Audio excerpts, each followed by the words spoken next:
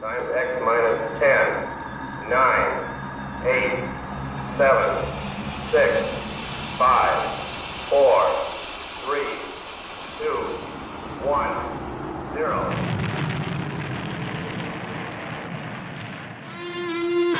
It's the Rocket Hour. Y'all are now tuned in. Time to hit the pick four that you'd love to win. If your money's coming slow, step on the faster track with your host, Ricky Pasternak. Let's go.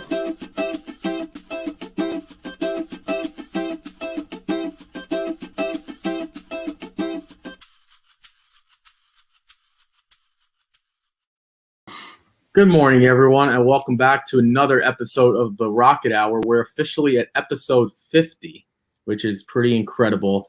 We don't have a grand old anything planned. It's just another Wednesday, but there is a lot to get to. We'll get into what we saw stakes-wise, and then we'll do a little bit of some Triple Crown coverage. And at this point, it's pretty much set in stone. Hopefully, every horse is safe and healthy, and we can have them all run. Unfortunately, we don't know what that's going to be like. So I guess maybe we'll go through a few horses, who we do and who we don't like, trending up, trending down. I'm already messing up. Nick says it was a Wednesday, by the way. Did I say Thursday? I apologize if I said Thursday. Aaron, what's going on with you? We got a lot to get to. You got the in-laws in town. You had a crazy weekend at watching the Arkansas Derby, and we could touch on that as well, because the last time we spoke, you were going, so we didn't get a chance to really. We did, but I will let you get some listeners on how your experience was. Before we do all that, how was your weekend, and are you excited to have the in-laws in from Plattsburgh, New York? Yes, yeah, for sure, yeah. It gets me out of doing the Rocket Hour tomorrow, so they're already doing very, very well. So, as far as the weekend goes at Oaklawn, it was just absolutely fantastic to be back. I hadn't missed an Arkansas Derby for a streak of 2007 through 2019. Of course, last year that streak was broken, so it was good to be back at Oaklawn for the Arkansas Derby. 17,000 people there, which is a lot, and it felt like a lot, and it was very noisy.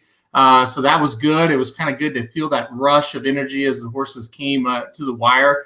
But just for reference, there's usually 65 to 70,000 people at the Arkansas Derby. Only 17 this year, but at least it's something. It's progress, and just the rush of being back at the track, and it felt like a big-time atmosphere again. You don't realize how much you miss that until you're in an atmosphere kind of like that. So it was fantastic, just a great trip.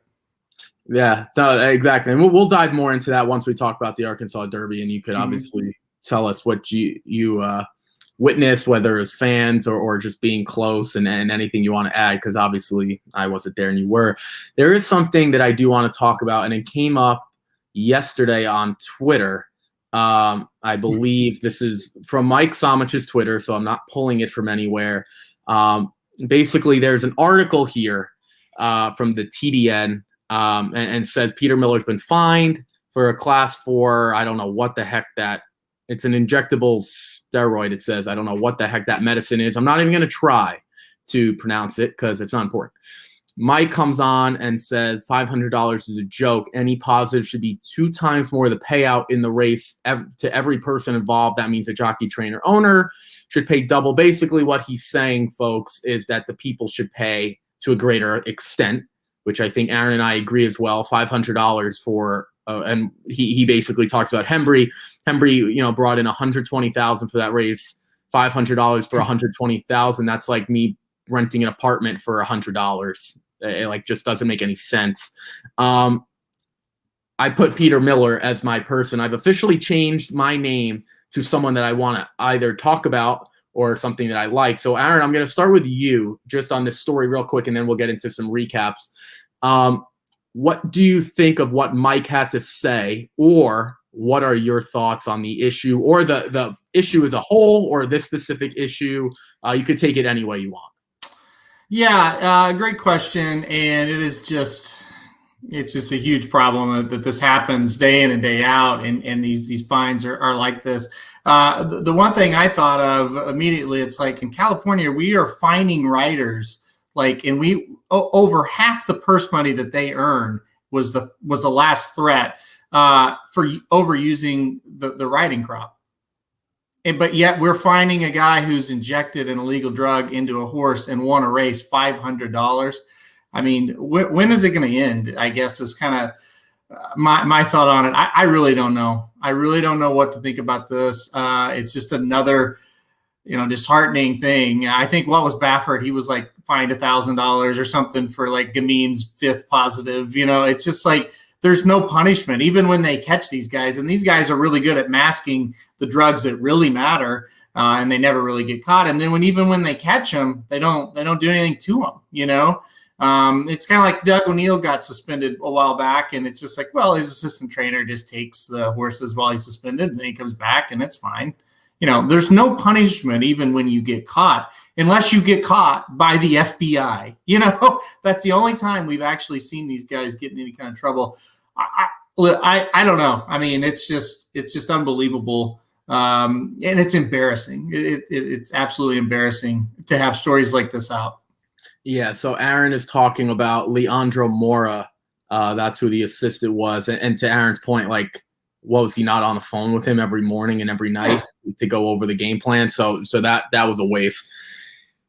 I want to push back, not on what you said, because the only reason why they don't do more is because they want these trainers to bring their horses to these tracks. We talked about, like, if Bob Baffert isn't coming to Oaklawn anymore, their product is significantly reduced. And I understand where they're coming from, and unfortunately it comes down to a bottom line. Not a bottom line out of the owner's pockets. Fair enough. I'm with you on that front. It comes down to the tracks, right? Like if Bob Baffert said, screw you guys, I'm never bringing my good horses to Oaklawn, now the racing suffers. So I get why they're doing it. That's just unfortunately the way it is. I want to talk about Mike's comment for a minute, and this has nothing to do with the trainer, because I'm with you I'm with Mike with the trainer, and I wish Mike was almost here to push back, or I don't mind having a conversation with Mike about it. How could you possibly fine the jockey and the owner as much as he's willing to pay all double the purse? So I guess this was $120,000, and then he goes on to say, you can go on Mike Somch's Twitter, and he talked about 24 to Rosario, 24 to Miller. The Miller part is fine. And 24 to Tom Cagle and all that stuff. And I don't want to get into the numbers, but if I'm an owner, it's like the way I kind of look at it, maybe this is not a fair analogy. It's like, Aaron, you own racing dudes, right? And I take or you own a football team and I take steroids. And you're Jerry Jones. Should Jerry Jones get fined the same amount as the player?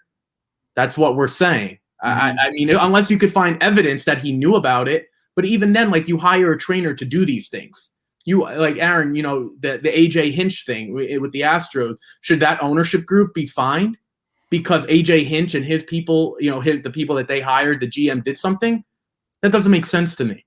So I get like the sentiment to bring the rule down.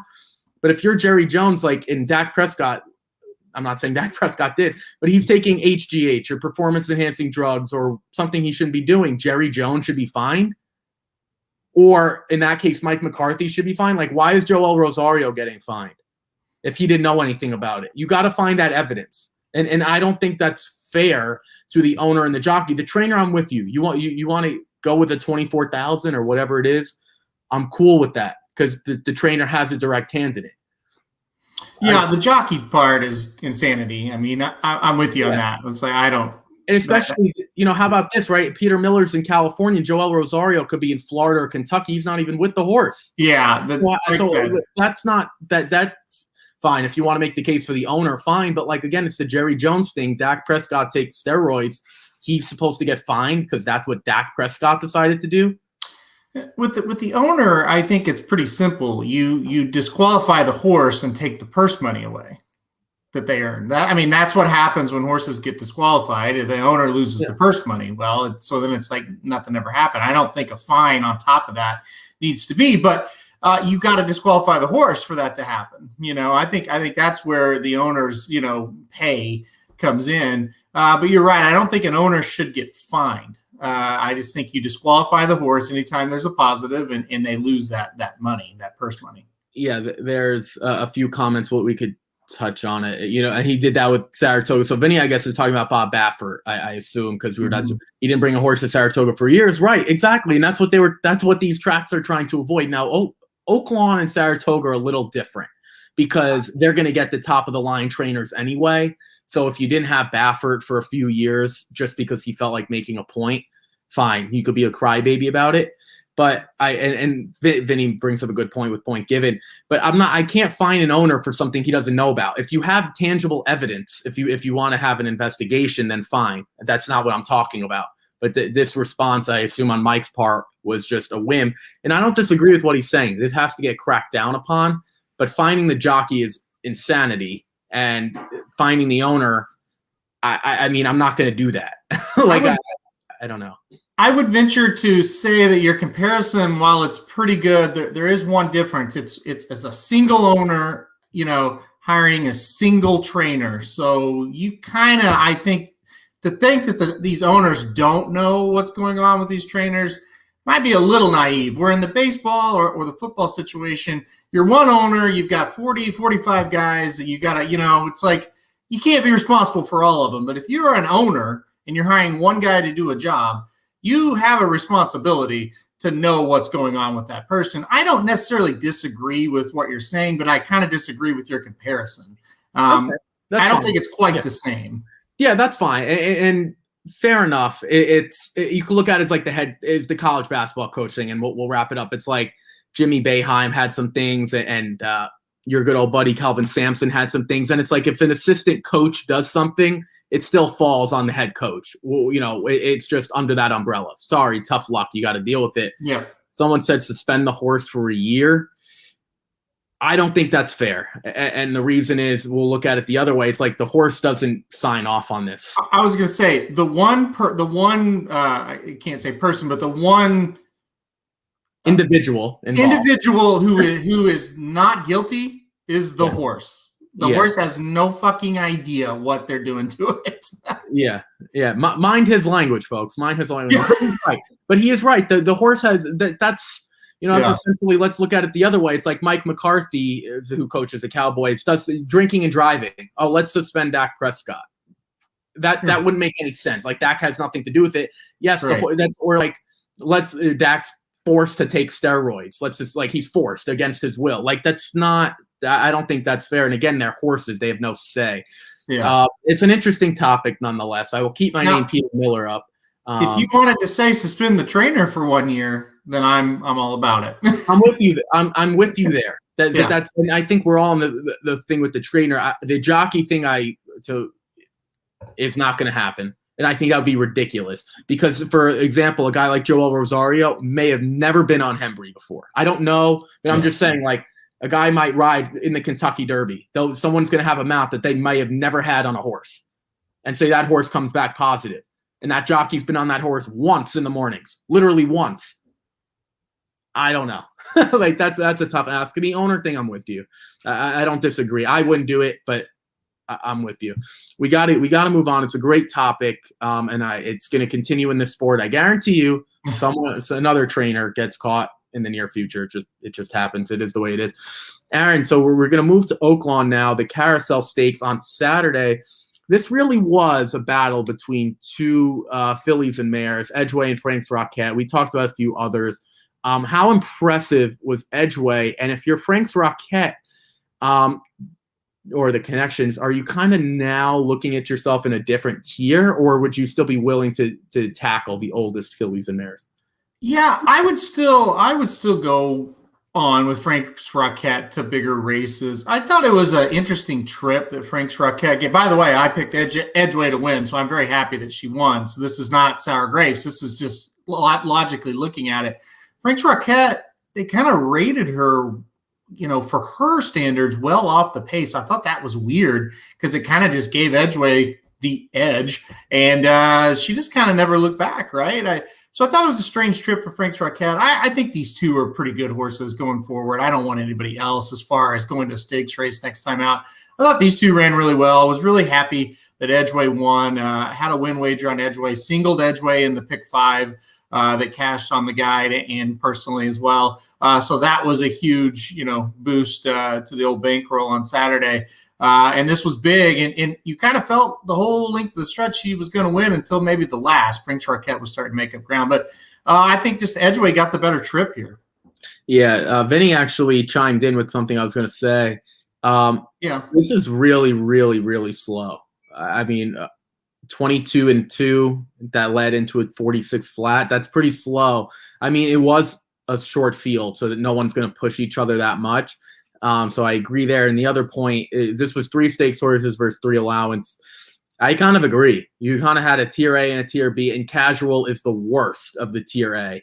I'm with him there. And this race kind of went the way it should based on the odds. You know, it was 6-5 versus even money versus 9-2 versus 11-1. You know, like it just went in order. And that's the way sometimes it's nice when horse racing does work out that way. And I used Frank's Rocket as well and Edgeway. I think you would have been hard-pressed to single one. Congratulations if you did single Edgeway there. Let's move on to the next. I don't think you listen anytime I talk. Like, no times when I talk do you listen. What? I just said I singled Edgeway in the pick 5. No. I didn't say no one should have. I said I wouldn't blame anyone if they used both. And then you said if you singled them, boy, get hats off to you. I did. No, that's why I just said hats off to you. Because I couldn't do it. That's what I was saying. I couldn't. Now you're just trying to get out of it. You weren't. No, I didn't have the gumption to. But I did have the gumption to use a horse that I hate. And that's Sha Shake Me Up. This is probably the worst horse. Not the worst horse. The most hated horse in my barn. I try to play against this horse. But even Aaron texted me and said, like, yeah, you kind of have to use this one. There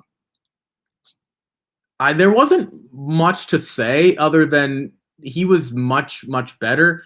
Mind you, we're talking about the wrong race. Well, we did use Sha Shake Me Up. For some reason, I thought I got to the Oaklawn Mile.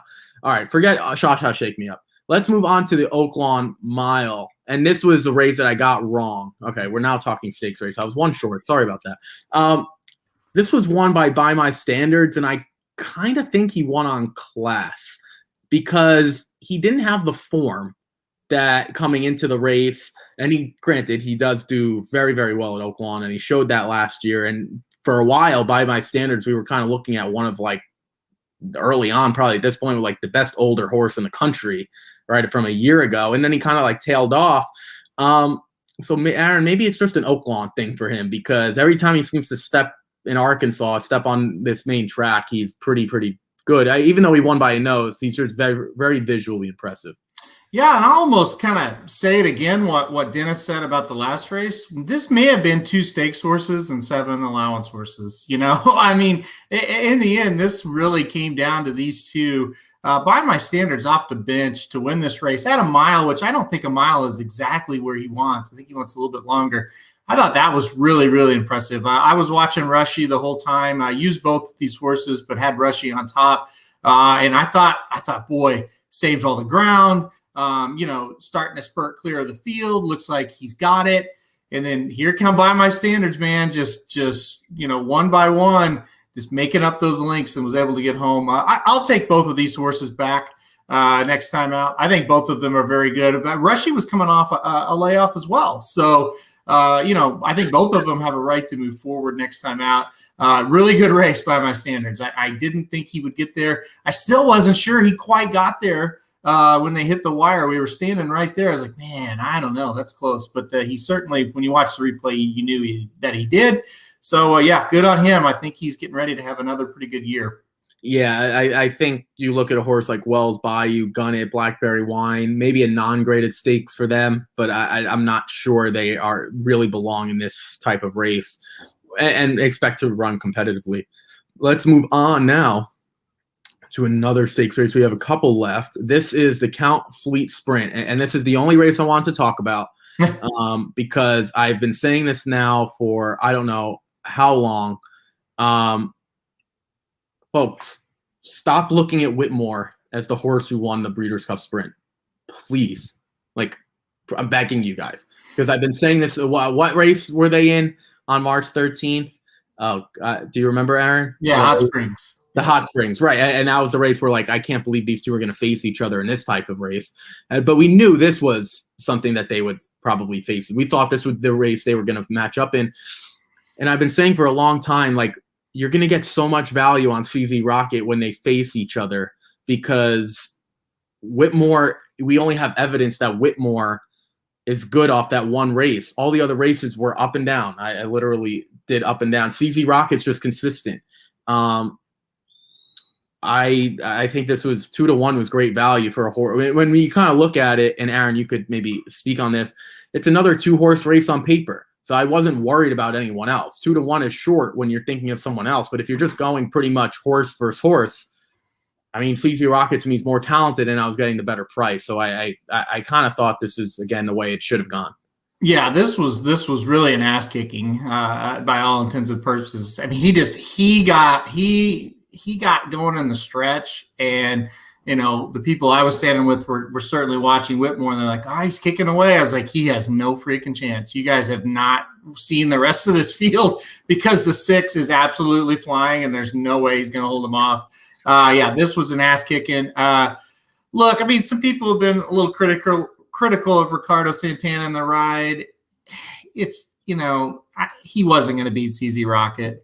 Maybe if he makes it a little closer with a little bit different trip, well, maybe, but he just wasn't going to beat him. I mean, this horse just ran a race that was too good for what Whitmore is capable of running right now. I mean, that's all there is to it. I think a younger Whitmore certainly could match up with him a little better, but right now, that's 2 times in a row. He's kind of got beat, where it's like, yeah, there's not a ton of excuses here. So, yeah, hats off to CZ Rocket. He's got to be the best sprinter right now, I would say, in the country. A lot of people are chiming in with their Peter Miller comments. Yep. Thinking that Peter Miller has made CZ Rocket a champion sprinter. Ricardo couldn't have won Whitmore versus Drug. I'm not getting into those comments because I don't know. Well, they're right. These comments are exactly right. So I'll read off just for the sake of argument. CZ Rocket was claimed, was claimed by Peter Miller. April 30th, he claimed this horse. And the horse in his last races, he hadn't won a race. 1, 2, 3, 4, 5, 6, 7, 8, 9, 10. He had lost 11 in a row. Okay. Miller claims the horse for $40,000. Since Miller has claimed the horse, he's won a $50,000 claimer, an allowance, a grade 2 race at Del Mar, a grade 2 race at Santa Anita, second in the Breeders' Cup Sprint, won the Hot Springs, and has now won a grade 3 race at Oaklawn Park. So, I mean, if you want evidence, it's right there. That's my opinion on it. No, and that's fair, but I don't disagree with the evidence. But what I do want to push back to people making these comments.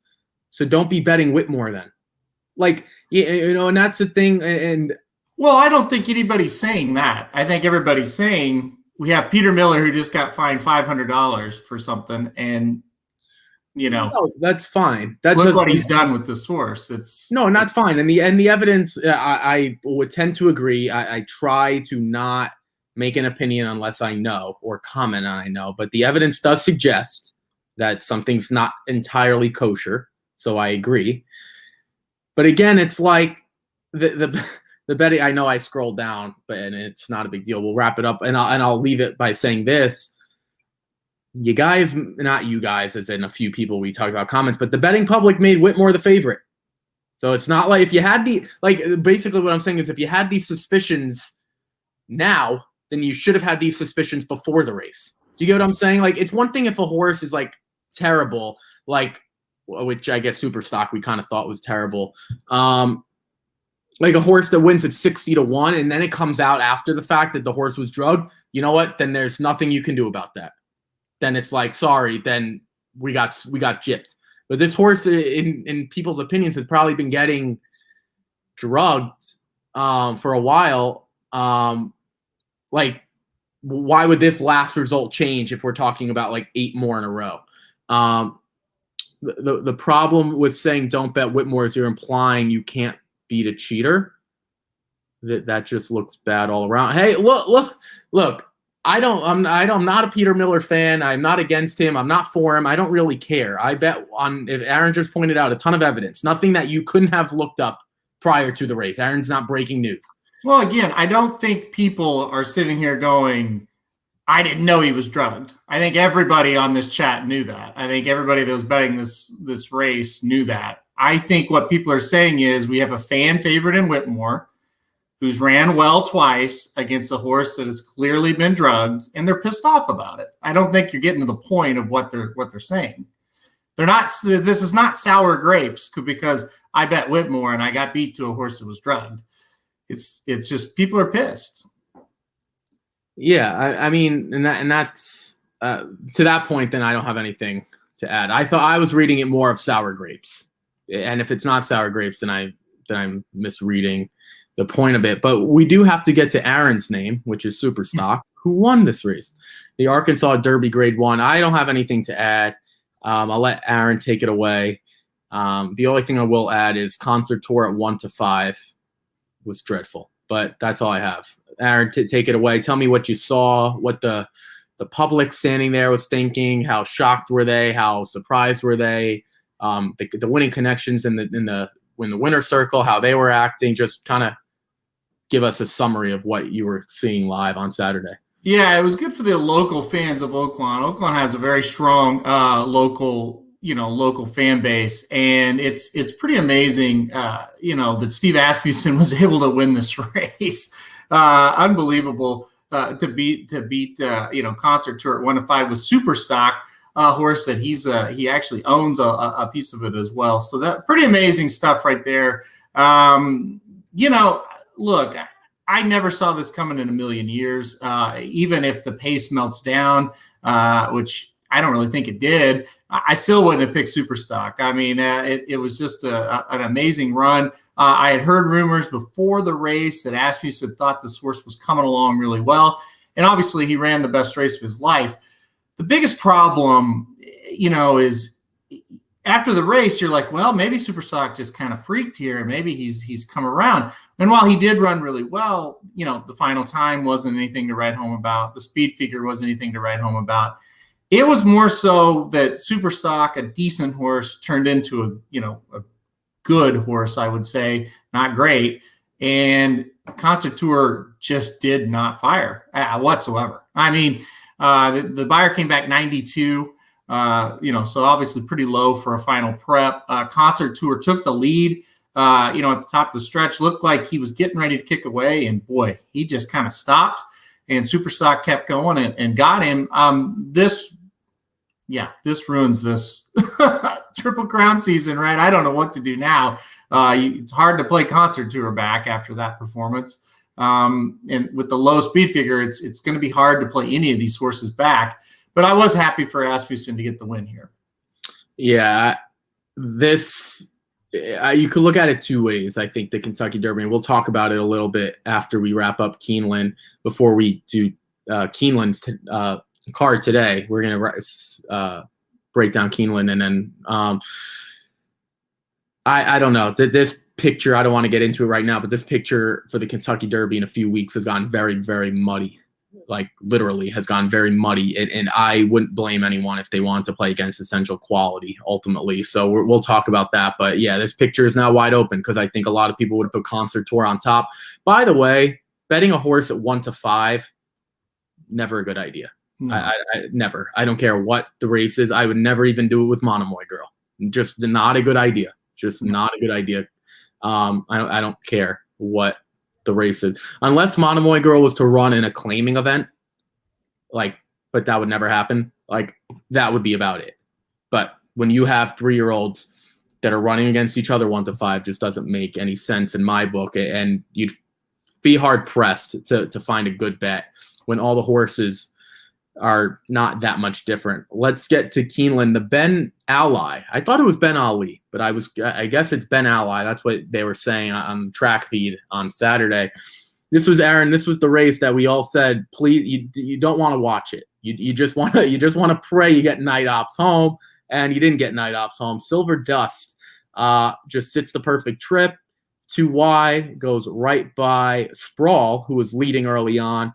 Night Ops did make it a little closer at the end, and the lead dwindled a little bit, but Silver Dust able to get the job done. Is there anything to add here? This just kind of looks like a pretty bad Grade 3 event. Yeah, this was just a race, you throw out for the future. It's one of the weirdest races I've ever seen. It looked like a quarter horse finish. They all were all right there together, at the wire. So, I didn't take much out of it. I mean, it was what it was.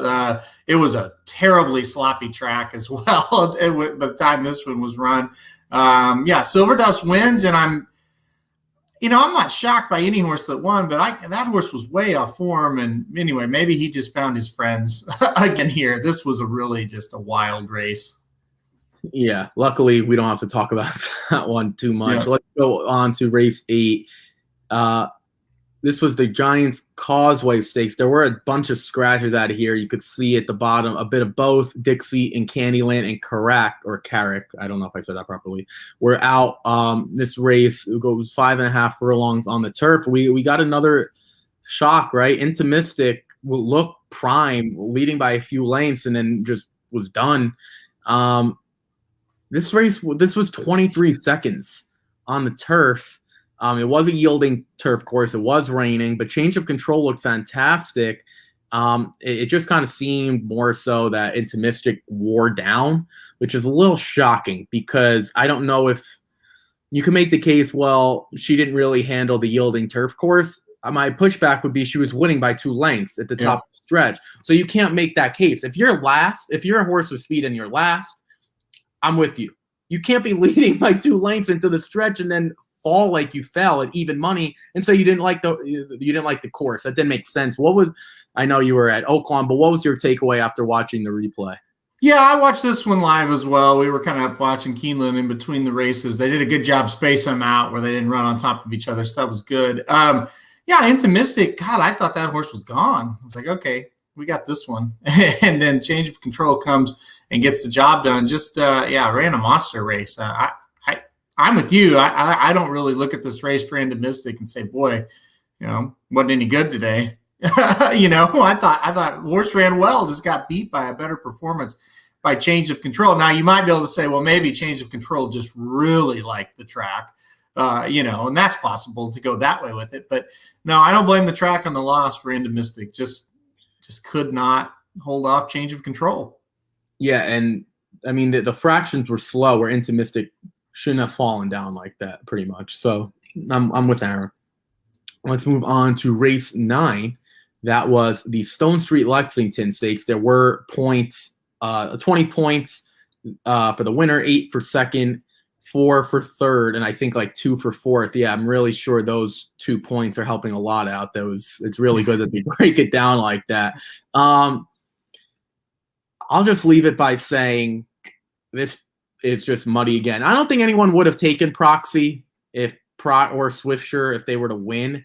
But I mean, like, you're looking at Proxy like if he was a person, I'd be like, dude, are you serious? Like, so, right? It's like, come on. This is like Garrett Cole facing a double-A lineup and giving up 8 runs. Like, dude, come on. And he's supposed to beat this field. I don't think Proxy's he didn't get in the gate with those 2 points, right? I don't think so. I will get into. I'm not on top of the standings. Aaron, I am going to show the top 20 rankings that Aaron put out on the website right after this, and I'll let him talk about it. But I mean, King Fury and Unbridled Honor. I mean, yeah, Mark does say the sprinters did go too fast, and fair enough. But like, what was Proxy's excuse? Finney says he did, but he isn't going. So I guess he did actually get enough. But Aaron, what did you think? I know you were able to watch this, but I mean, boy, what are we watching? This Derby picture is a nightmare. It's definitely a nightmare. It's unbelievable that Swiftsure and Noble Reflection went out there and just set this kind of pace. We're going to talk about this race first. 22-3, 45-8. Good Lord. It's like, I had Swiftsure and I'm like, yeah, well, we can quit watching because there's no chance, like zero chance this horse is going to win. And it does totally fall apart here. As far as King Fury goes, I thought this was a pretty darn good race. I do think the pace obviously made this horse look better than what he is. The slop, yet to be determined if that was a factor as well. But you definitely could say that the slop may have moved him up as well. But still, pretty good race off a layoff. This horse showed a little bit of ability as a 2-year-old. Couldn't quite compete with the big horses, but could win some of the smaller races. I think this is a really good stepping stone to either the Derby or the Preakness. You might laugh and say, well, he's like 26th on the Derby chart right now. Yeah, but, horses are really starting to fall off, so it's not too far-fetched he could make the Derby. Most likely it's the Preakness, though. Some horses have used this race in the past to kind of springboard to the Preakness. Actually, 3 of the last 5 Lexington winners have hit the board in the Preakness. So you think about this crop, it's not very good right now. 1 or 2, 3, 4 horses from the Derby will probably go to the Preakness. This guy's sitting here in a position to hit the board, I think, in that race as well. So I like King Fury, curling horse. So, as we go along, he probably should be getting better and better. I think this is one to look at. I get that you might say, well, everything went his way, and that's true, but he still ran a pretty darn good race here.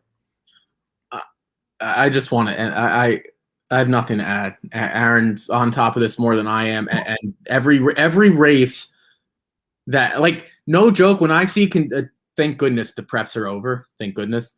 Every time I see a prep, it just makes me question this crop even more.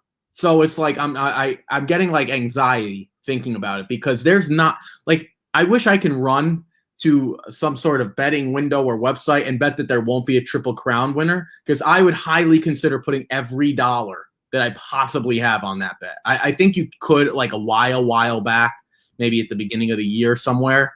And obviously you can't do it anymore because everyone would be on that bet. Concert Tour can't even beat a field of 5, and he's 1 to 5, or field of 6, I should say. Let's get to the final race, and then we'll do some Kentucky Derby stuff real quick. Juliet Foxtrot was dominant. She loved the yielding course. I believe she won the Gallarette over it. Not the Gallarette. Was it? Yeah, no, it was last October at Pimlico. So right, I do remember it was raining that day. It was poor track conditions last October. So it made sense, and she is a front runner. So this race kind of set up that way. Is there anything you wanted to take away? I really wish this was a firm turf course, because I think we would have seen some better performances. Yeah, I handicapped this on paper. She would be the lone speed, and it just worked out that way. And like I said, the biggest factor was, though, she was in front and in front clearly, but I think you hit on it best. I think if some other horses kind of enjoyed the track as much as she did, they could have beat her. But she just was galloping out there, and she looked happy to be running in the stretch. She was just kind of on a joyride, is how I like to describe it. So it was nice to get this one home. It went kind of how you drew it up, but I didn't imagine that she would just fly over that yielding course like she did. She really loved it. Yeah, no, exactly. Aaron pretty much covered it. I do want to do one thing, and I'm going to go through Aaron's Kentucky Derby top 20, and I'm just going to go group. I'm going to read off 5 horses at a time. So I'll go 1 through 5 and 6 through 10. And Aaron, I just want you to make a case for not every horse, but like one of the 5. So you only got to talk about 4 horses: 1 through 5, 6 through 10, 11 through 15, 16 through 20, and maybe say why they're interesting or something that we don't know about. Obviously, you guys can dive into it. I'll talk about each horse first. Essential Quality, he will be your favorite most likely, and he is undefeated.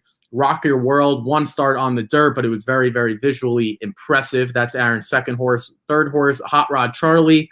Multiple resumes, but he does kind of look like he's trending the right way. Did win the Louisiana Derby. Highly motivated. Seems to be getting better at the same time. We don't know about the distance, but, he almost won the Bluegrass. And then we have Known Agenda, who was dreadful early on, has gotten better and better and better. Todd Pletcher probably has his best horse. There's probably Known Agenda, we would all say, is his best horse. Maybe Mike would say Sainthood. I know Mike's a big Sainthood fan. But Aaron, so 1 through 5, just tell me one thing about one horse out of this 5 that you find interesting. I'll stay away from the obvious ones like Essential Quality, Rock Your World. I'll go to Known Agenda because we kind of talked about a little bit on the Magic Mike show. Where is the horse that's progressing? They all just kind of seem to be running kind of the same that they always have. This is the one that is progressing. There's no doubt. You can't argue that he's not. He was god-awful in the Remsen. He was shitty at Tampa and the Sam F. Davis. All of a sudden, he ran an allowance at Gulfstream Park, and he won. He looked really good. And then he stepped up in a big way and won the Florida Derby. Maybe Known Agenda is the horse that's trending in the right direction. Yeah, no, I'm completely with you. I think everyone was rushing a Prime Factor, and now Known Agenda is that horse for Todd Pletcher. So let's go through 6 through 10. Medina Spirit. We kind of know what he is. He's pretty inconsistent, so at least we can give him that. Midnight Bourbon. Again, multiple losses, but he does leave Louisiana as a consistent horse again. Maybe Mike Smith riding will change some things. Concert Tour again, Bob Baffert, but he was dreadful. He comes in at Aaron's number 8. Mandaloon, I don't know what that was in the Louisiana Derby. I don't know. I think he's still talented, and he can have enough points. Brad Cox as well. And then 10, Superstock has gotten better in the Arkansas Derby. I don't know if that's a true crazy victory. If this is going to be a bounce and he's going to have one great performance. So Aaron, we'll go 6 through 10. Tell me one thing you're intrigued by this group. I will comment on Mandaloon because his performance in Louisiana was just pathetic. It was too bad to believe, which almost makes you think, what if just something happened? He had trouble breathing or, something little that caused a big problem that it wasn't really, hey, I'm just not good enough to beat these horses. I would almost hate Mandaloon and move him down if he was 3rd in that race. But the fact that he didn't show up at all, it almost makes you think something happened to him in that race that we don't know about. He's training really good. And if you draw a line through the Louisiana Derby and you look at some of his other races, especially the Risen Star that he won, he can compete with this group. So I think he's a very interesting horse. It just kind of depends on you got to have odds. You got to have 15, 20 to 1. But if you can get that, he might be worth kind of taking a shot with. And I feel, to wrap up Aaron's point, I think you can get 15 to 20 to 1. I don't think that's completely out of the realm. If you do get shorter than 10 to 1, then I think you could pass. But I don't think 15 to 20 to 1, in that range is out of the question there. Let's go to the 11, Soup and Sandwich. Soup and Sandwich has a ton of speed, going the right way. The experience is a question mark, but who knows? Maybe he shows up and runs a big race.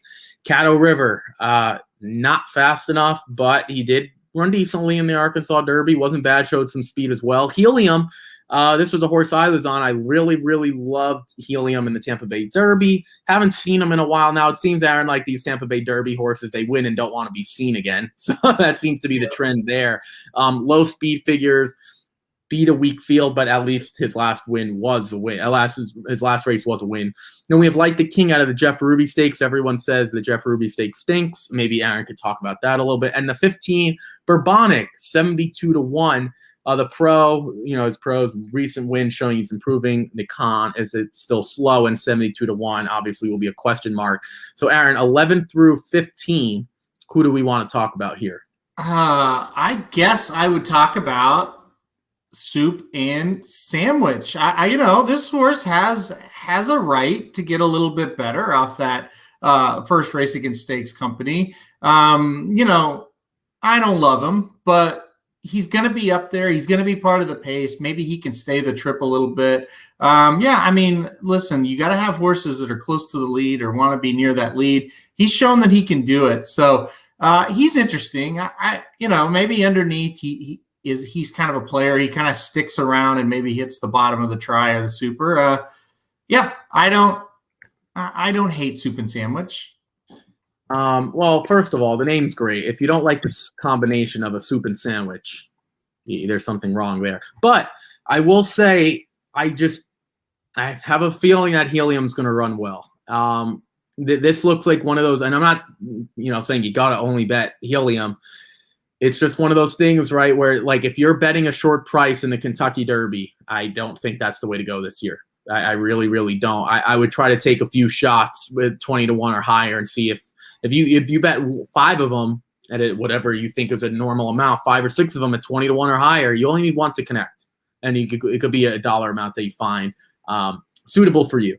Aaron, fine. We'll go to the last group, 16 through 20. Dynamic 1, almost got it done. That was Papa Dude's horse in the Wood Memorial. Couldn't hold off Bourbonic. Then we have Saint Hood, who ran in the Jeff Ruby Stakes. Has the pedigree, I think, and that's another Pletcher. Aaron didn't mention in the pros Todd Pletcher, but that he is a Pletcher horse. Crowded Trade has gotten a little bit better. He's a little slow, and he's not probably of that talent. And we have Ron Bauer. I thought was halfway decent last time out. He ran in was it the Santa Anita Derby, I believe, right? Ron Bauer. Oh, the Bluegrass. Sorry, the Bluegrass. I'm all over the place. Probably not good enough. And then this horse, Panadol, I'm not even going to say. I have no idea what the heck this horse is. I don't know where he's coming from. And Aaron literally put pros not. This is hilarious. How about this? I'm going to force you to try to say something positive about this horse. I know you might not be able to do it. Just give us a shot. Give it your best shot. Pros, cons, many. Is there anything we could say about this horse? Anything? He finished second in the UAE Derby, so there's that. I've never even heard of this horse. I can't wait for this horse to make the gate and win at 100,000 to 1. Oh God. Well, let's talk about a few things. Nick actually gives us known agenda will be Irad. Bourbonic will be Kendrick Carmouche, which I think we kind of figured as much. Dynamic 1 will be Jose Ortiz. Saint Hood still doesn't have a rider. Someone says he is a horse to watch. I might watch the Kentucky Derby alone just to see where Panadol finishes because I've never heard of this horse. But Aaron, on a serious note, is there anyone 16 through 19 that you want to discuss, or are they just all throwouts for you? Well, I'll say this. Saint Hood, Crowded Trade, and Ron Bauer, all three, they've kind of said we don't know if we're going to run or not. So they're definitely questionable. I keep them in the rankings this time of year until Churchill Downs tells me officially they're not running, because a lot of times these people say, oh, I don't think we want to run in it. And then when they get in that top 20 and they see their horse's name, it's kind of hard to say no to it. So that's just kind of three to look out for. And if you're looking, okay, who's going to replace them? Number 21 is Hidden Stash. Number 22 is Dream Shake. And number 23 is Obesos. So those are the three that are on the bubble right now that have I would say, a decent shot of getting in. So kind of keep those three in mind as well as we progress over the next couple of weeks. Yeah, I forgot. There was a horse that was progressing well for, I think, Ray Handel last year. I can't remember who it was. I'll try to find it as we talk. And it was like this horse won one maiden race and they automatically jumped him into his greatest stakes race. It was at Saratoga. And just because Ray Handel doesn't usually have a horse like that, they gave him a chance, and that horse stinks to this day. But it's your point where it's like, look, if you got enough points, like some of the, I don't know what the connections are, and it's maybe not Gary Mary West where you're probably gonna have another shot next year, or a Godolphin, but you see your horse in there, and if they can make the Kentucky Derby gate and you can get there, it's very, very, very tough. Yeah. As an owner to be like, nah, we're good. It's very tough to do that. So I'm with you, Aaron. I completely agree. We're going to see horses, especially, how about this, Aaron? If there are horses that can't get there, they're hurt, and all of a sudden you're not sitting at, in your mind, 19 or 20. You might be 15 or 16. Mm-hmm. So there's a lot of ways you can go. Anything you want to add before we get to Keeneland today? Yeah, just to Nick's comment here. Yeah, I've read that too. I understand. It says Brown said he's only running one horse in the Derby, and obviously, highly motivated, it's going to be that horse if he's just going to run one. Again, I wait until it's for sure. So as of right now, I have Crowded Trade ranked, but that certainly could change. And then there was one question: is there one horse outside your top 20 that can outrun their odds if they get in? I'm guessing, and I'm with Vinny. I think this horse can hit the board. Obesos has proven that he can hit the board and outrun odds, all through the Triple Crown trail, or the Kentucky Derby trail, I should say. So, yeah, I think Obesos, he can hit the bottom of the Super. He's that kind of horse. Yeah, I mean, I wouldn't be surprised. I only made the face because I didn't think Go Bezos was very good. But I mean, who is good? Are we like guaranteed? Exactly. Like Yep. is essential quality is good? I think essential quality and like highly motivated are good, but none of them are great. And then after those top two, I don't know what the heck we're looking at. So I know Bezos, like, you know what this reminds me of, Aaron? It's like you have the 5-star recruit, then like the 4-star or 4.5, and then you have a bunch of 2s. Can he be the best of the 2s? Maybe. Like, I don't know. Like, that's kind of the situation we're in. We're gonna get to Keeneland today. People might be saying, well, you spent 50 minutes. You don't have any time. You do. We do have plenty of time because we're starting off with a 4-horse race. 13 entries, Aaron. I don't think I've ever seen this. 13 entries down to 4. That's incredible to me. Mind you, one of them is an MTO. So we'll start with race. I'll scroll our ticket. I've never seen this before. I'm playing a $5 pick 4 today. It's extremely short. So people are like, oh, you don't have a lot of time? We do, because we're going to talk about like one horse. This is an allowance race for fillies and mares, 4-year-olds and upward, going 1 1/8 miles.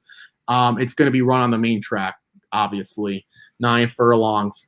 All right, Aaron, give me your win bet. I assume you're going win bets for most of the day here, since playing an Exactabox, and I don't even think they have. Maybe they do. Field of 4 won't make you much money. So which way did you go here? Yeah, I went all win bets today because it's really hard to bet a try in any of these, to be honest. I either like short prices in the ones where it's possible to bet a try, or if it's 4 and 5 horses in the race. So, yeah, from this standpoint, I went $10 to win on the 5 Lenny Kate. I have made some money on Chad Brown horses in the past that are on the turf, and he doesn't scratch them off when they come off the turf. Again, Chad doesn't just enter horses for the hell of it. He's trying to get wins. And he's not the type of guy. It's like, well, it's off the turf, but I really need a win. So I'm going to leave this horse in just for the hell of it. I think he's left Lenny Kate in here because he believes that she can run pretty well on the dirt. So I did $10 to win on the 5 Lenny Kate to start this off. I'm with you. So I'm playing a $5 pick 4, and I went 5 and 13, and people are I'm probably gonna chalk out, but I'm playing it for $10 10 times with the normal 50-cent bet, because I think that's the way you got to play it. Unless you want a single and play it for 50 cents, you might get back like $10, which is not a bad return if you only wanted to play it for 50 cents. But I'm gonna try to not do that. Folks, by the way, like if you want to play it $3, it's 36. Like you could obviously scale it down, but I try to keep it around number. I'm with you on the 5, and I think Joel Rosario, you can't really go by the running patterns, to be honest, because it's a field of 4. Like, how far back are you going to be? I'm with you on the Chad Brown angle, and the 13 is the horse that Anthony Cordarolo, I hope I said that right, is good. This horse is now in a field of 4 on the dirt. I don't know what the track condition is, by the way. I don't know what that is. Maybe I don't know if it's fast or wet fast, or I don't know what they grade it. I'm sure we can get details on that. But this horse just makes too much sense, and I can't make a case for the 9, who has 2 dirt experiences. One finished 3rd at Churchill Downs in 2019, and then we have Peter's Kitten by Kitten's Joy. So there's no dirt pedigree there. Mike Maker does keep her in, but I'm kind of looking at that one, and people say, well, you could look at it the other way. Like, Mike Maker's keeping her in. She has a better shot to finish in the top 4 here than she ever did in the race when it was scheduled for the turf. That's the people and people don't realize that. Like, just because they keep a horse in doesn't necessarily mean something. That means, well, look, she'll get the purses don't change. She can get 3rd purse money here if she beats one horse. Can be one horse. Yep. Then you beat one horse. Like, that's the question Mike Maker and the connections are asking themselves. I don't know what that conversation was like, but that's just always something to think about, especially when it's, this horse has been a little successful, a ton of seconds, which I guess is fine. But Aaron, right? Like, 3rd purse money, you weren't getting 3rd purse money if this horse stayed in with a field of 12, if no one was scratched. So maybe that was the point to be made there. Let's move on to race 6, maiden claiming 50,000 for fillies and mares, 3-year-olds and upward. This race is staying on. Everyone will get sloppy and off, so they are sloppy. What are the realistic odds on Linny Kate? I say 6-5 and 7-5. I don't know which way it would go, but that's my guess. Yeah. Even Dennis says for first money just to gallop around. Like, to be honest, like, yeah, like if this is a legitimate paid workout. Can this horse cross the finish line? Like, that's, you have to ask yourself that question. They already had this horse geared up to run. So we are going to stay on here. It's going to be sloppy. There is one scratch. It's the one living for today. But I'll start here. I kind of like the 5, and I deem Essential, great name, by the way. His worst effort, or one of his worst efforts, was on the turf last time out. And then the race before that, those horses just came out really, really strong. I just think she's faster, than the rest of this group. And I see you have a win wager as well. Good luck to anyone catching her. I think she'll be on the lead, and I have a pretty good feeling she's just going to wire this field. And now she's dropping in for a tag. Too many warning signs. Oh, and Todd Pletcher is winning at 58%. So that's pretty good. I don't know, unless you're taking a test in school, 58% is not good. But anything in sports, 58% is pretty good. Aaron, anything you want to add? Because I know this is your win wager as well. Yeah, I bet this horse to win as well. And I'm with you. I just think a little faster, a little classier than the rest of this field. This is not a great group. And listen, the horse I liked second was the one that scratched living for today. So that kind of just in the end made it just a little bit stronger to say, okay, let's go to this 5 here. I think the slop, probably going to like it. Debuted in the slop, got beat ahead. That was a long time ago, but it at least shows that she can run in it a bit. So yeah, deemed Essential for me. The other problem is, like, I thought the 2 Seascape then, as when the 1 scratched, the 2 kind of slid into my second choice. This horse has done nothing to make you think that she's any good either. And that's what happens. You go through all of these, and all of them are like, yeah, they're not great. So I think deemed Essential is the best of a bad group. Yeah, and then sometimes, like, I don't like singling these types of horses, but it kind of is what it is. Let's get to a couple comments. The 3 had a solid workout last work and likes the dirt more than the turf. So that's a 3. Take charge, Patty. Yeah, I mean, it was decent over this turf course. Over this dirt course. I'm just kind of done.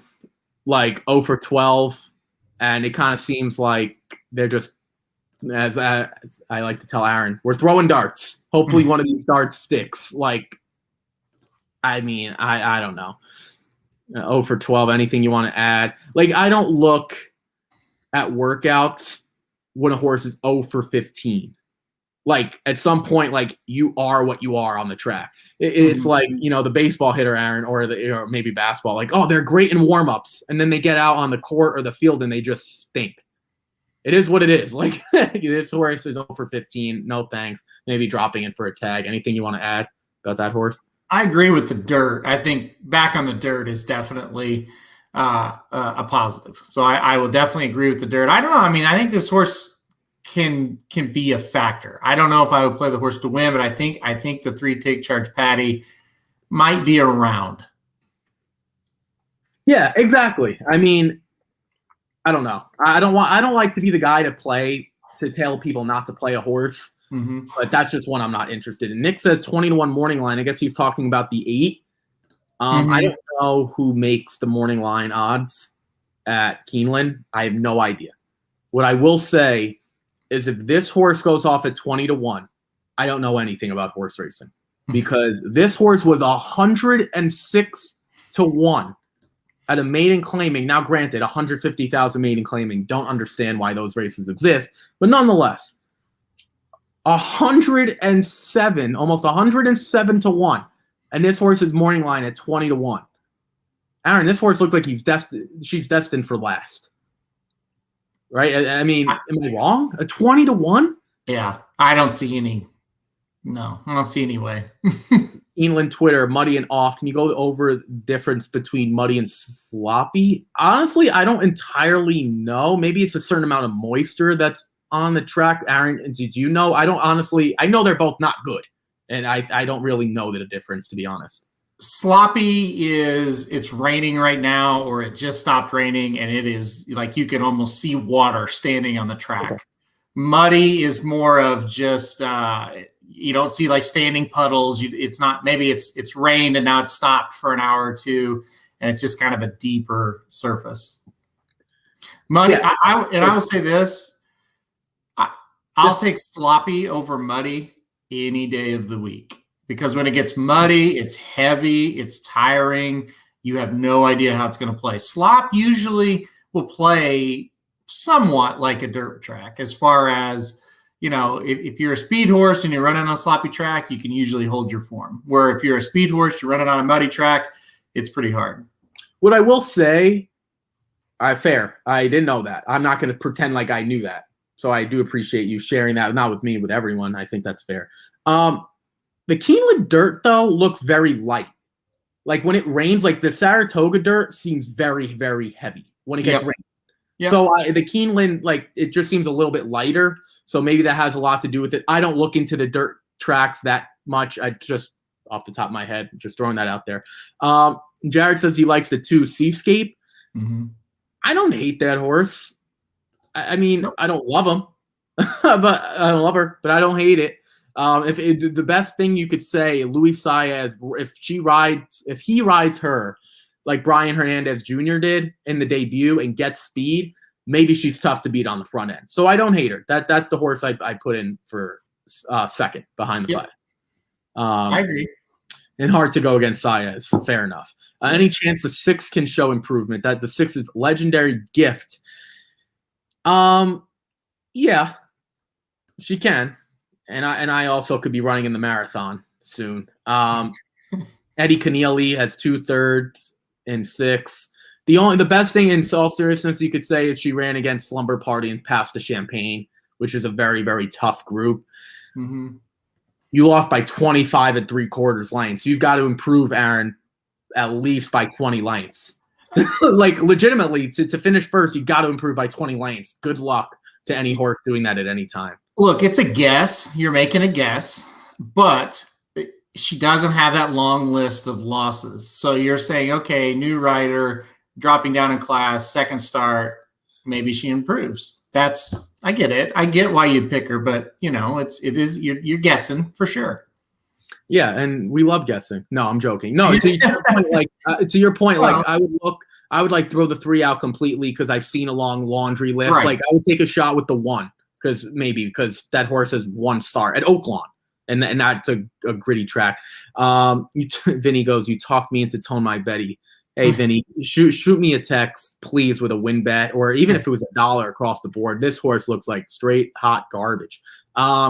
My take is sloppy is actually faster. Yeah, that's what Aaron's saying. Aaron's saying that it's kind of like raining in the moment, and they're like some horses like do really, really well over that.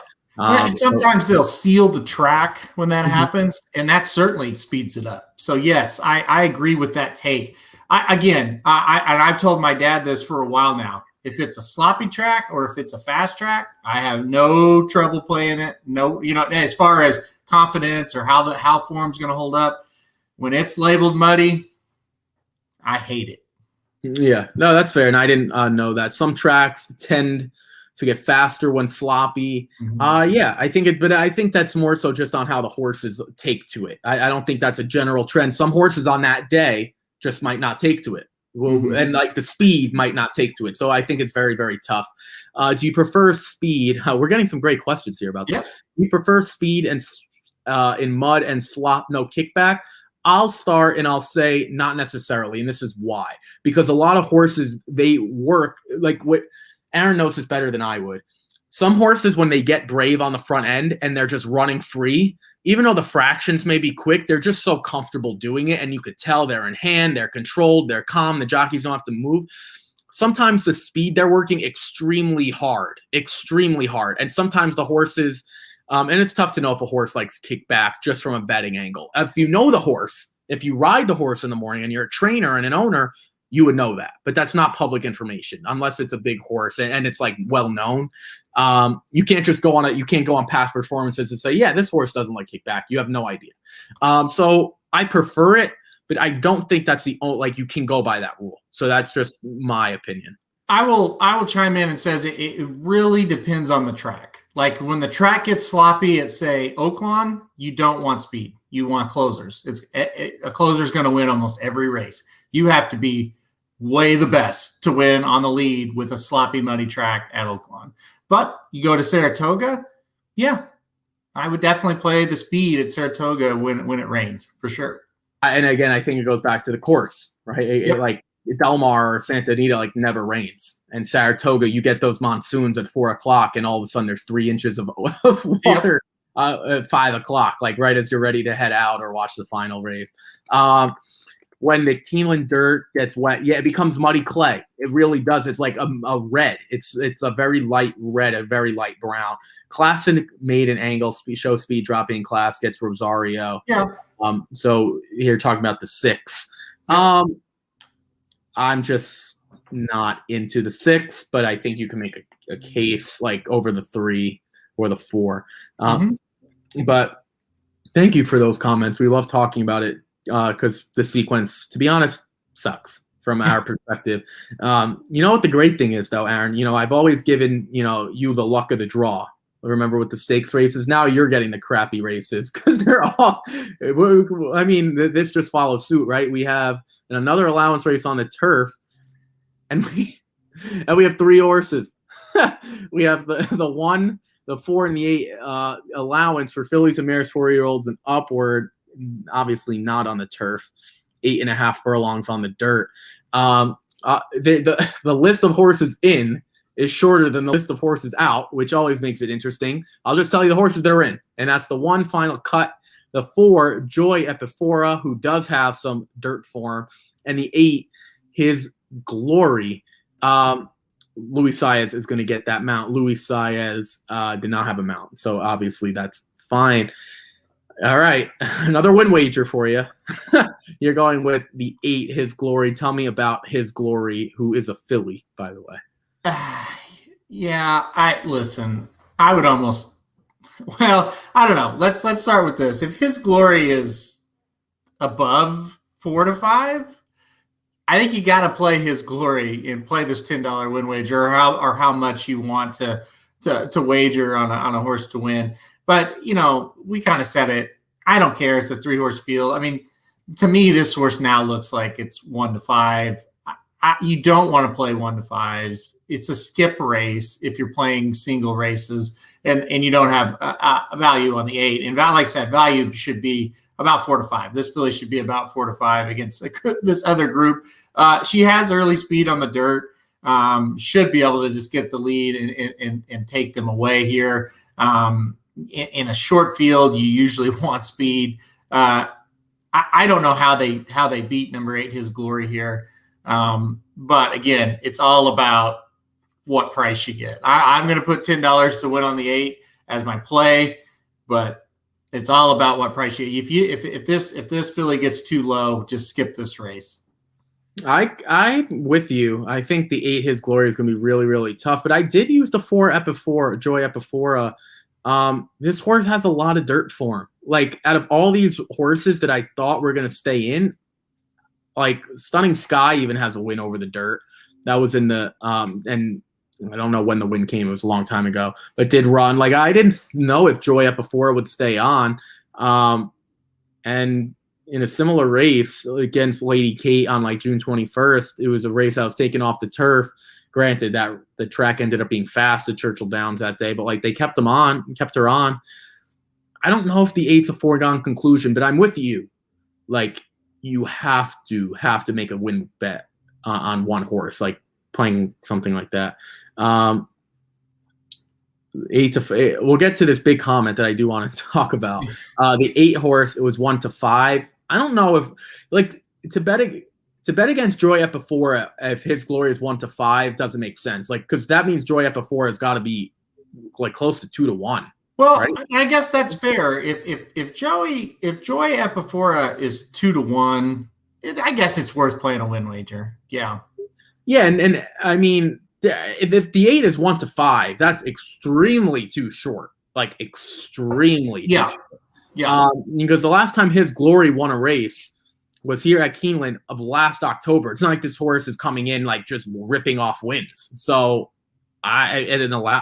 I would not want that horse at that price. His Glory Gate to wire. I go 4 with some price. Yeah, if the 8 is 1-5, you should see 2-1 on the 4. Yep. The 1 might be 1,000 to 1. I don't know. And I want people might come back and say, why aren't you using all 3 horses? Because that horse just doesn't belong. Like, I don't care. Like, people, this happens before, and people say, like, in a field of 5, and I like 4. Why don't you use all 5? My pushback is because I don't like that horse. But what I also will say, I better be right.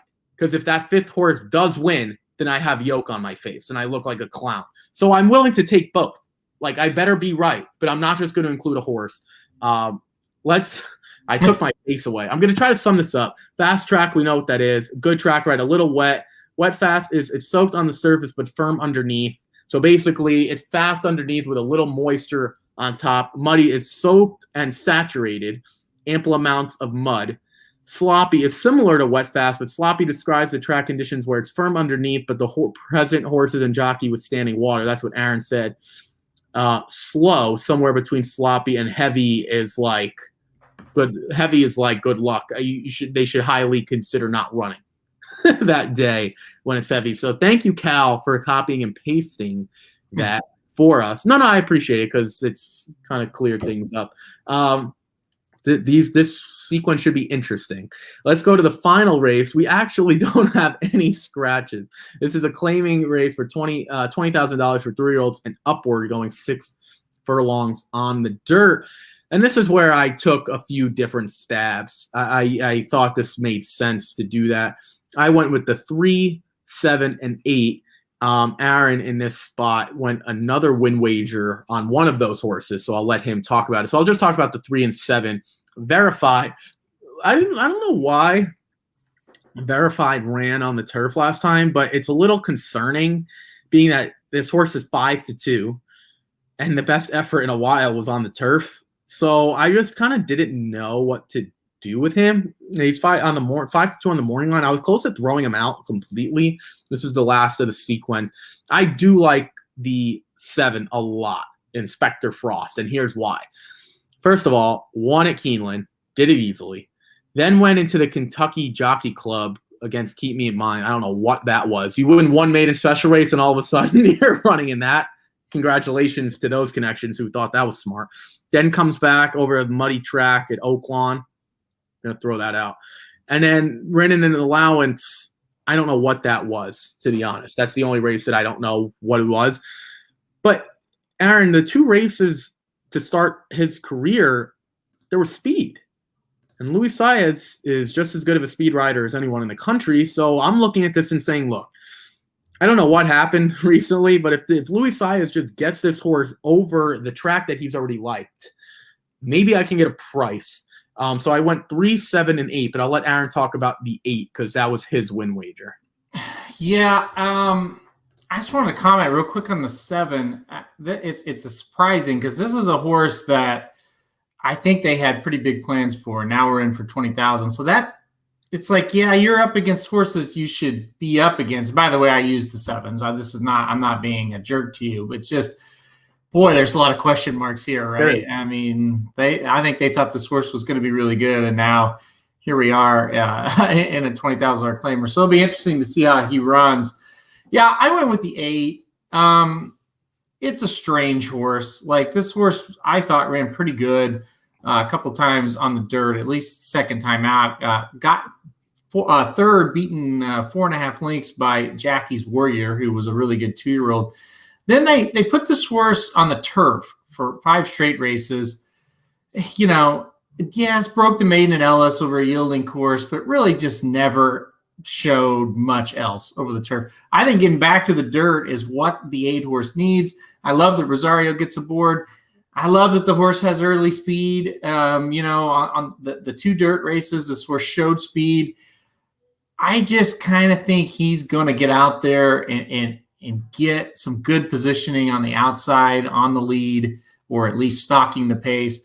I think the 8 gets the best trip. Don't mind the 3 or 7, but I think the 8 ends up getting the best trip and can kind of pull off a little bit of an upset here. I like 5-1.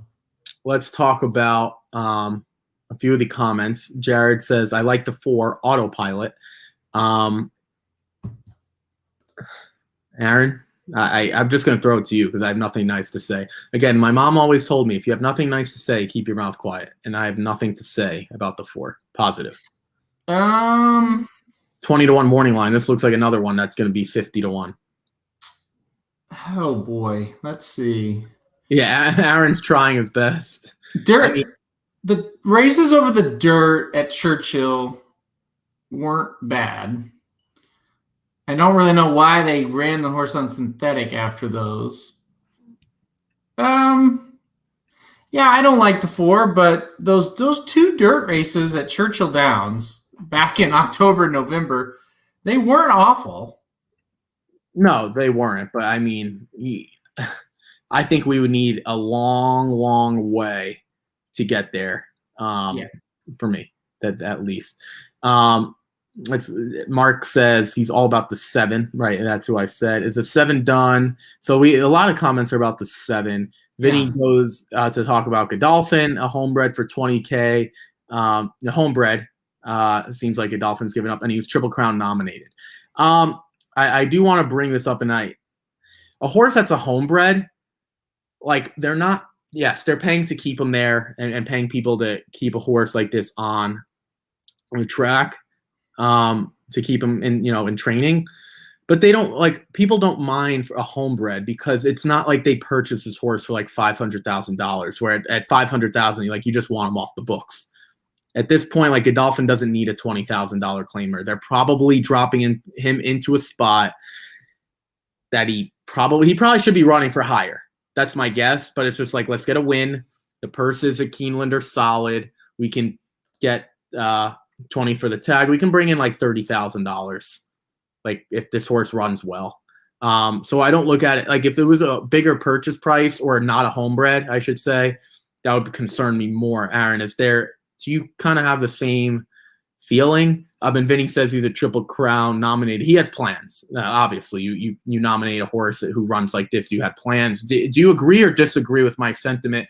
I just don't think it's that big of a deal for a homebred necessarily. Yeah, I do agree with that. I think, and the problem is, okay, you tried him in the Kentucky Jockey Club, he got beat 19. You tried him in an allowance, he got beat 31. You tried him another allowance, he got beat 13. I mean, where else do you kind of go? It's kind of one of those things. It's like you either retire him or you throw him in here for 20, and it's like, okay, well, maybe somebody will claim him, or maybe he'll win here, and then somebody will claim him next out after he's proven that, well, at least he can win at this level. So obviously it's a negative when a barn like this has a horse in a claiming race. They've obviously given up on it, but at the same time, you're right. When it is a homebred, they don't have that lingering thought of, we paid $500,000 for this horse. So it's not quite as bad. Yeah. Let's talk about the 9 is going to run on the dirt for only the second time. So that's the 9. Hats off to you. Talking about a bullet work at Keeneland on 4.8, 3 furlongs, 34. Has some speed figures that are comparable. I don't hate that horse. I don't hate him at all. I don't think he's quite good enough. Would I be shocked if this horse won? No. Is there anything, before we wrap up, anything you want to talk about with the 9? The only thing I'm with you. I think I would be a little shocked if this horse won. Hit the board at a big price, and when I say that, maybe third, I could see it. I don't think he's quite fast enough to make up all the ground that he's going to have to make up, because he doesn't have a lot of early speed. Even though, yeah, sure, he has the work that you guys reference, but it's not like this horse, we haven't seen him a lot. Like, we've seen this horse a lot, and he just doesn't show a lot of speed. So he's going to have to pass a lot of horses. I don't know if he's fast enough to do that. But, do I think he can pick off a few? Yeah, I do. Yeah, exactly. So maybe if you want to go throw some exotics, that's going to do it for us today. Sorry about the sequence. Just the weather at Keeneland has not been cooperating. Hopefully tomorrow it gets a little bit better, but they had a lot of rain over the weekend, and apparently it hasn't really stopped. Those are all the reports. We have some maintenance to go over. Aaron will not be on the rest of the week. Sorry for everyone who was hoping to see him. I will be on tomorrow with my good friend Curtis Magic Calloward. And then I'll also be on the Magic Mike show tomorrow night with Curtis Magic Calloward. Friday, this show will not be taking place. It's going to be a blank screen, so if you guys want to try to come on, it won't even be listed as an event. So I'm sorry about that. I'm going away. Aaron has family in town, so that's why he was gracious enough to come on today, but he couldn't do it tomorrow or Friday. So just one more episode for us this week. I don't think we're going to do any stakes races tomorrow with Curtis. I got to tell him. So we're not going to do any stakes. There's not a ton, to be honest, from now until the Derby anyway. Someone says Bush maintenance got Manscaped. We're not doing the reads anymore, but that's pretty good quote. So yes, I'll be on twice with Magic. Actually, Magic will come on twice tomorrow. He'll be on early at like 8 a.m. and then we'll be on late 5:30, I think, p.m. We'll be doing two separate sequences. Tomorrow will be Keeneland, like we always do, and then at night we'll be doing Oaklawn. So I got to put my Oaklawn hat on and my Keeneland hat on tomorrow for live, and then Friday. No show, but Aaron will be on tomorrow night. It's nice that Aaron was able to make time for his good buddy Jared, but not time for his good buddy Ricky. That's nice. Hey, I'm right here today. Yeah, but that's not Thursday. No, he is here today. So again, just one more episode this week. So sorry about that. I'm going away for the weekend. When you're in horse racing, you try to find weekends where there's not too much going on. And this weekend and the next weekend, just not too, even more so this weekend, not too much going on. The weekend after, there's a little bit, and then we have Derby weekend. So I gotta ask you, because there is one huge thing, and you're right. There's not much going on, but there is one huge thing: Monomoy Girl versus Swiss Skydiver. Since it's the last time we're going to be on the air, and you're not going to talk about stakes, who you got? Monomoy, Swiss Skydiver. You know what? I think this race, first of all, is going to be a lot closer than people think. I'm going to take an upset. I'm going to go with Swiss Skydiver. Now, in fairness to me, I don't think it's a true upset. Like, I don't think if Swiss Skydiver wins, I don't think people should be up in arms like Monomoy Girl's trash. She's no good. Like, I'm a big Swiss Skydiver fan. And I think what she put together one of the best 2020 campaigns and one of the best campaigns for a female, for the amount that she traveled, for the amount, not she, but for the amount that the connections made her travel, the amount of horses that she faced, the quality of the horses that she faced. And I think you can get a decent price. I really, really can, because Monomoy Girl would this is different, Dennis. This is very, very different. This comment. Sorry. I would love to take the Swiss Skydiver money again, just like Breed. It's very, very different this time, Dennis. Aaron and I talked about it. It's one of my biggest angles. By the time the year ends, a lot of these horses have been worn down. Swiss Skydiver put together a campaign that I don't think I've ever seen. Like the amount of mileage, like I said, like she looks a little different this year. And Monomoy Girl, I'm not saying she won't win, but I don't know how great she was in her last race. She looked a little off, and maybe that's just a race. So, Aaron, I'll throw it to you. Are you going with an upset? And again, mind you, it's a mild upset. It's not like I'm taking 20-1. I figure it'd be 4. I'm guessing, Aaron, 4-5 or 7-5, like something in that range. So I'll take the minor upset. What about you? I'll go Monomoy Girl. I don't think I picked against her in like 10 straight races probably, so I'm not going to do it now. I'll take Monomoy Girl to win. I think it's going to be a classic. I'm with you. I think it's a little bit different circumstances this time for Swiss Skydiver. I give her a better shot than I did at the Breeders' Cup. But yeah, I'm going to take Monomoy Girl to get it done once again. I am super stoked for this race though.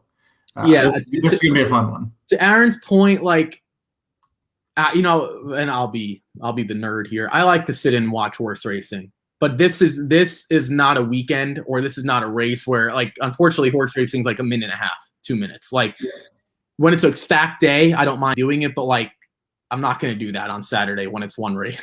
Like, that's all I care about this weekend. Like, you can watch the replay. People are talking about Latruska. Maybe. Vinny says he's curious how the race unfolds. Latruska. Yeah, you know what? Like, if you're against Swiss Skydiver, then maybe Latruska is a horse. And if you want to, like, pound the exacta, because a Monomoy Girl and a Swiss Skydiver, or a Swiss Skydiver Monomoy Girl exacta won't pay you anything. It'll pay you like $5, maybe. But yeah, I'll take the minor upset. I think if you're playing multi-race sequences, you got to use both. Good luck. The only way I would single is if you're playing like a $5 pick 4 and you want to keep it really, really short. But if you're going to play like multiple horses across the sequence, or pick 5, then I wouldn't do that. But if you're like, screw it, I'm going to use 2 each, or try to be really, really slim.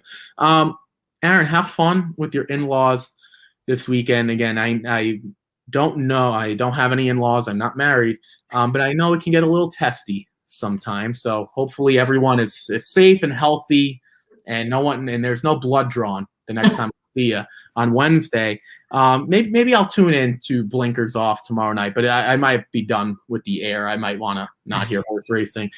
So again, me and Magic, or Magic and I should say, 11 o'clock tomorrow, and then Magic and I again on the Magic Mike show, which is a little interesting. The Magic Mike show is not going to have Mike. I should have Magic change the name.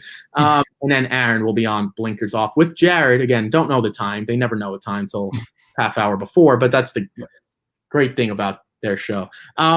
Everyone, good luck to play again. Good luck playing Keeneland today. If you are, everyone stay safe, stay healthy. We will see you guys tomorrow. Well, Aaron won't see you tomorrow. I will see you tomorrow with my good friend Curtis Magic Calloward, and then I'll be on again later that afternoon or late early evening as well. Again, no show on Friday. There's no show. No one's doing it. If maybe Vinny wants to come on or something, but no, there's going to be no show. And we'll see you guys. Aaron will see you guys next Wednesday. Everyone, take care and have a great rest of your weekend. I'll see you guys tomorrow bright and early at 11 a.m. Take care.